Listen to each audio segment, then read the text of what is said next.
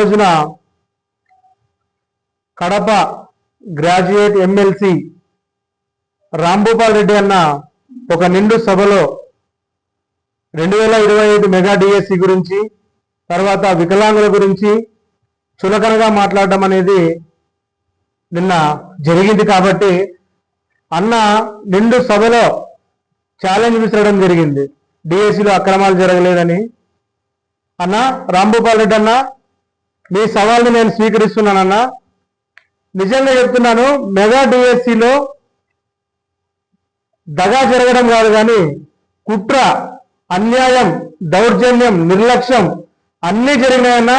మొత్తం రాష్ట్ర వ్యాప్తంగా ఎక్కడెక్కడ జరిగినాయనేది అది మీరు చూసుకోండి, నేను చెప్పలేను. కానీ అన్న ముడికిందా లేదా అని ఒక మెతుకు చూసి 2 మెతుకులు చూసి చెప్తారు కదా, ఆ విధంగా అనంతపురం జిల్లా, ఉమ్మడి జిల్లా ఒడిసి మండలం తుమ్మలకుంట్లపల్లి గ్రామానికి చెందినటువంటి దళిత అంధ వికలాంగుడికి అన్యాయం జరిగిన మాట అయితే వాస్తవం. కాబట్టి దాని గురించి చెప్పడానికి మీకు ఛాలెంజ్ నేను కూడా ఇస్తున్నానన్నా. గౌరవంగా మీ ఛాలెంజ్ నేను స్వీకరిస్తున్నాను. గౌరవంగా నా ఛాలెంజ్ను కూడా మీరు స్వీకరించి నేను అడిగేటువంటి కొన్ని ప్రశ్నలకు మీరు సమాధానం చెప్పండి అన్నా. అన్యాయం జరిగిందా లేదా అనేది తర్వాత ప్రజలకు వదిలేద్దాము. తర్వాత మీ విఘ్నతకి, అంటే ప్రభుత్వాధికారుల యొక్క విఘ్నతకు వదిలేద్దాము. సింపుల్ గా నేను 4 క్వశ్చన్లు అడుగుతానన్నా. ఆ 4 క్వశ్చన్లకు ఒక్కటి మీరు సమాధానం చెప్పండి, జరిగిందా లేదా, అన్యాయం జరిగిందా లేదా. అంజనప్పకు సదరం సర్టిఫికేట్ లో 40% ఉన్నమాట నిజం. అదేవిధంగా మీరు అన్నట్టుగా సదరం సర్టిఫికేట్ ని బేస్ గా తీసుకోకుండా మళ్ళీ మెడికల్ రీఎగ్జామిన్ కి మెడికల్ బోర్డుకి రెఫర్ చేస్తారన్నారు, వాస్తవమే. మెడికల్ బోర్డు అనంతపూర్ జీజీహెచ్ లోకి రెఫర్ చేసినారన్న. రెఫర్ చేసిన సందర్భంగా అబ్బాయికి 30% ఉంది అని చెప్పేసి అసోసియేట్ ప్రొఫెసర్, అంటే ఎవరైతే అన్యాయం చేయాలి అంజనప్ప కానీ ముందుగానే ప్రీప్లాన్ చేసుకున్నారో వాళ్ళు ఒక అసోసియేట్ ప్రొఫెసర్ దగ్గర చెకప్ చేయించి 30% వేసిన మాట వాస్తవమే. మరి అదే 4 రోజుల తర్వాత కలెక్టర్ గారికి గ్రీవెన్స్ పెట్టుకొని అదే మెడికల్ బోర్డు అయినటువంటి అనంతపూర్ జీజీహెచ్ లోనే తిరిగి మళ్ళీ 40% వచ్చినటువంటి సర్టిఫికేట్ కూడా ఉందన్న. ఆ సర్టిఫికేట్ ఎవరు ఇచ్చినారు? ఒక ఆప్థమాలజీ ప్రొఫెసర్, అంటే మెడికల్ బోర్డు చైర్మన్ గారు ఇచ్చినారన్న ఆ సర్టిఫికేట్. ఆ సర్టిఫికేట్ ఎవరు కన్సిడర్ చేయలేదు. ఎందుకు కన్సిడర్ చేయలేదు అనేది మొదటి ప్రశ్న. చూడండి అన్న, అంజనప్పకు 40% ఇచ్చినటువంటి మెడికల్ బోర్డు సర్టిఫికేట్ చైర్మన్, తర్వాత 2 మెడికల్ బోర్డు మెంబర్స్. ఈ విధంగా ఎవరికైతే మీరు అంజనప్ప స్థానంలో ఉద్యోగం ఇచ్చినారో ఆమెకి ఈ విధంగా ఉందా? రెండో ప్రశ్న. మరి ఈ అబ్బాయిని ఎల్వి ప్రసాద్ ఐ హాస్పిటల్కి రెఫర్ చేసినారు. మళ్ళీ ఎల్వి ప్రసాద్ ఐ హాస్పిటల్ వాళ్ళు ఏమని ఇచ్చినారు? ఆ రిపోర్ట్ ఏమని ఇచ్చినారు అని అంటే ఎవరు చెప్పడం లేదు. కానీ మేము ఆర్టీఐ వేసి తీసుకుంటే ఆర్టీఐ ద్వారా మన మెడికల్ బోర్డు జీజీహెచ్ విజయవాడ వాళ్ళు ఏమి ఇచ్చినారంటే ఒక డేట్ లేదన్నా, ఇక్కడ ప్రింట్ సరిగా రాలేదు, నా దగ్గర సివిల్లో ఉంది, మీరు ఎక్కడికి రమ్మంటే కూడా నేను అక్కడికి వస్తాను, నేను చూపిస్తానన్నా. చూడండి, అసోసియేట్ ప్రొఫెసర్ ఇతను కూడా అంజనప్పకు మెడికల్ ఎగ్జామిన్ చేసిన వాళ్ళు అక్కడ అసోసియేట్ ప్రొఫెసర్. అయితే నేను మెడికల్ బోర్డులో మెడికల్ చెకప్ చేయించుకుంటే మా దగ్గర 40 వస్తుంది. అంటే మేమే వాళ్ళని కొనలేదన్నా. మీరు కావాలంటే పిలిపించి అడగండి. మీరు అన్నారే 10,000 రూపాయలు 20,000 రూపాయలు ఇచ్చి కుంటి అది ఇది అని చెప్పి సర్టిఫికేట్లు తెచ్చుకుంటారని. అసలు 2 సభలో ఆ మాట అనడానికి మీకు నోరు ఎలా వచ్చిందన్న? సరేలే, అది మీకు మీ విజ్ఞతకు వదిలేస్తున్నాము. మరి ఈ విధంగా ఒక డేట్ లేదు, ఏం లేదు, కానీ ఈ విధంగా ఫేక్ సర్టిఫికేట్ ఇచ్చినారు. ఫేక్, ఇదంతా కావలసిగానే తప్పిస్తున్నారు అనేది మా మూడో ప్రశ్న. లేదు, తప్పించలేదు, వాస్తవంగా అభిలోనికి డిఫార్మిటీ లేదు అని నిరూపిస్తారేమో నిరూపించండి. మరి అదేవిధంగా మెడికల్ బోర్డుకు ఎంతమందిని అయితే రెఫర్ చేసినారో, ఎంతమందిని అయితే మెడికల్ బోర్డు వికలాంగులను రెఫర్ చేసినారో ఆ రెఫర్ చేసినటువంటి, అంటే అనంతపూరు డిఓ ఆఫీస్ నుంచి రెఫర్ చేసిన వాళ్ళకు చూడండి, ప్రతి ఒక్కరికి వాళ్ళు ఎగ్జామ్ రాసినటువంటి సబ్జెక్ట్ ఉంది, మరి అదే విధంగా వాళ్ళ ర్యాంక్ ఉంది, వాళ్ళ పేరు, వాళ్ళకు ఉన్నటువంటి పిహెచ్ కేటగిరీ అన్నీ ఉన్నాయి. మరి ఇక్కడ చూడండి, ఒకసారి అంజనప్ప చూడండి,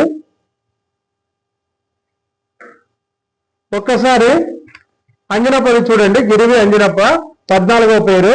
మీరు ఇది డిఓ ఆఫీస్ అనంతపురం వల్ల ఇచ్చినది 14వ పేరు చూడండి. ఆ పిల్లలు రాసినది ఎగ్జామ్ ఎస్ఏ సోషల్, కానీ ఇక్కడ ఏమి ఇచ్చినారు, ఇంగ్లీష్ అని ఇచ్చినారు. అదేవిధంగా అబ్బాయికి ర్యాంక్ కూడా మెన్షన్ చేయలేదు. 14వ పేరు కావాలంటే చెక్ చేసుకోండి. మీరు డిఈఓ ఆఫీసులో అడిగితే కూడా ఈ పేపర్ ఇస్తారు. ఇది మేము ఫేక్ గా ఇచ్చినటువంటి సర్టిఫికేట్ కాదు, డిఈఓ ఆఫీస్ వాళ్ళు అనంతపురం వాళ్ళు ఇచ్చినది. మరి ఇంత ఇది 4వ ప్రశ్న, ఎందుకు ఈ అబ్బాయికి ఎస్ఏ సోషల్ అని లేదు, ర్యాంక్ లేదు? ఈ 4 ప్రశ్నలకి సమాధానం చెప్పండి. ఇంకా చాలా ఉన్నాయి, చాలా ప్రశ్నలు ఉన్నాయి, కానీ కేవలం ఈ 4 ప్రశ్నలకు మీరు సమాధానం చెప్పి ఆ డిఎస్సిలో అక్రమాలు జరగలేదని నిరూపించండి. సో దయచేసి మేము ఏం చెప్తామంటే, నిజంగా మెగా డిఎస్సి 2025లో అన్యాయం జరిగింది.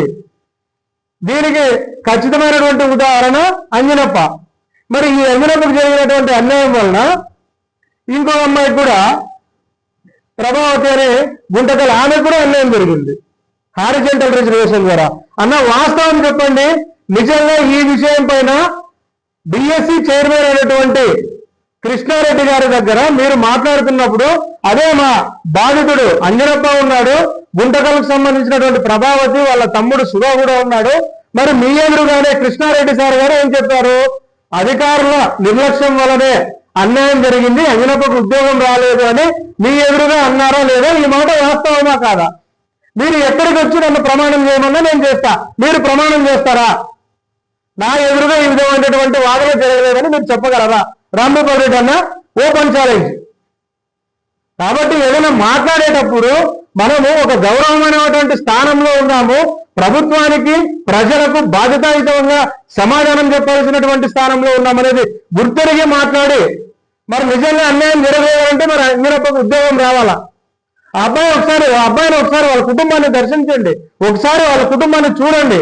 ఆ అబ్బాయి 8 నెలల నుంచి ప్రభుత్వ అధికారుల చుట్టూ, ప్రజాప్రతినిధుల చుట్టూ తిరిగి అలసిపోయి ఇంకా నాకు ఉద్యోగం రాదేమో అనే నిరుత్సాహానికి గురైపోయి, ఆ అబ్బాయికి రీసెంట్ గా ఒక 1 month back minor heart stroke వచ్చింది.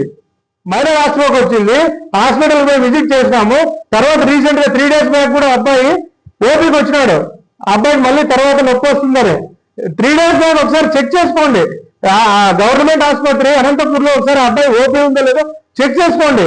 కాబట్టి ఇక్కడ ఎవరికి అబద్ధాలు మాట్లాడాల్సిన కర్మ ఎవరికి పట్టలేదు. రాంభూపాల్ రెడ్డి అన్నతో పాటు ఇంకా చాలా మంది డిఎస్సిలో అన్యాయం జరగలేదని చాలా మంది అంటున్నారు. అందరికీ ఓపెన్ ఛాలెంజ్. నా పేరు వసంత కుమార్, నాది అనంతపురం జిల్లా బెలుగుప్ప మండలం విరుపాపల్లి గ్రామము. వికలాంగుల హక్కుల జాతీయ వేదికలో వికలాంగుల జిల్లా అధ్యక్షుడిగా పనిచేస్తున్నా. నా ఫోన్ నెంబర్ కూడా 9440360304. ఎవరికైనా అనుమానాలు ఉంటే, ఎవరైనా నన్ను అడగాలనుకుంటే డైరెక్ట్ నాకు అడిగి ఫోన్ చేయండి. ఒకవేళ మీరు రమ్మన్నా, మీరు పిలిచిన చోటుకి నేను వస్తా, లేదా మీరన్నా అనంతపూర్కి వచ్చి 1 గంటలో నాకు ఫోన్ చేయండి, ఎక్కడున్నా కూడా వస్తా. అందరికీ నమస్తే. నమస్తే, నా పేరు హరినాథ్ రెడ్డి, ఏపీ దివ్యాంగుల హక్కుల పోరాటం నుంచి మాట్లాడుతున్నా. మెగా డిఎస్సి కాదు, ఇది దగా డిఎస్సి అని ప్రతిపక్షాలు లేవనెత్తున్న సందర్భంలో నిన్నటి రోజున రాంభూపాల్ రెడ్డి గారు కడప పబ్లిక్ మీటింగ్ లో వికలాంగుల్ని, దివ్యాంగుల్ని కుంటి, గుడ్డి, మూగా ఇట్లా మాట్లాడకూడదు, దివ్యాంగులు లేదా విభిన్న ప్రతిభావంతులు అనే మాటలు, ఈ వర్డ్స్ యూజ్ చేయాలని చెప్పేసి గవర్నమెంటే ఎన్నోసార్లు ఇది చేసింది. కానీ ఒక ఎమ్మెల్సీగా ఉండి, ఒక ప్రజాప్రతినిధిగా ఉండి 10 మందికి చెప్పాల్సిన స్థానంలో ఉండే అతను ఎట్లా మాట్లాడుతున్నాడు కుంటి అని? ఒక సదరం సర్టిఫికేట్ లో 15,000 వచ్చి 20,000 వచ్చి కుంటోలు తీసుకొచ్చుకుంటారనంటే కుంటి అనే వర్డ్ ఎట్లా వాడుతున్నాడు అతను? ఇట్లా వాడడం చాలా తప్పు. అయ్యా ఎమ్మెల్సీ గారు, మీరు కూడా చదువుకున్న వాళ్ళకి ఓట్లు వేస్తేనే మీరు గెలిచిండేది. అట్లాంటి స్థానంలో ఉండి 100 మంది ఉన్న పబ్లిక్ మీటింగ్ లో మీరు అలా అనడం చాలా తప్పు. బేశ్రతగా మీరు వికలాంగుల సమాజానికి క్షమాపణ చెప్పండి దయచేసి. మేము అందరి తరపున మేము వేడుకుంటున్నాము. ఇట్లా మాటలు, కుంటి, గుడ్డి అట్లా మాటలు ఎక్కడ మీరు వాడొద్దండి. దివ్యాంగులు అనండి, వికలాంగులు అనండి, విభిన్న ప్రతిభావంతులు అనండి. గవర్నమెంట్ పెట్టిండే పేర్లే ఇవి. వికలాంగుల్ని అడ్డ పేర్లు పిలిచకూడదని చెప్పేసి ఇలా పిలవాలనేది గవర్నమెంటే చెప్పింది. ఎన్నో జీవోలు ఇచ్చింది. సపరేట్ 2016 వికలాంగుల హక్కుల చట్టం అనే పుస్తకం కూడా ఇచ్చింది. అది కూడా పార్లమెంట్ లో ఆమోదం అయింది. అప్పటి నుంచి కూడా 2016 నుంచి కూడా వికలాంగుల సమాజంలో గౌరవంలో బతుకున్నాము. అట్లా గౌరవంలో బతికే చోట మీరు ఇలా కుంటి, గుడ్డి అనడం ఎంతవరకు మీరు పద్ధతి? దయచేసి ఆ వర్డ్ మీరు విత్డ్రా చేసుకొని క్షమాపణ చెప్పండి. ప్లస్ మెగా డిఎస్సి లో అక్రమాలు జరగలేరు అంటున్నారు. ఓడిసి మండలం తుమ్మలకుంట్లపల్లి గ్రామానికి చెందిన అంజనపనే దివ్యాంగునికి అన్నుడికి అతనికి వచ్చిన జాబ్ వేరే వాళ్ళకి ఎట్లా ఇస్తారు? అన్ని అర్హతలు ఉన్న అతనికి జాబ్ రాలేదు. ఇది అక్రమాలు కదా. ఒక వికలాంగికి రావాల్సిన పోస్ట్ వేరే వాళ్ళకి ఎట్లా ఇస్తారు?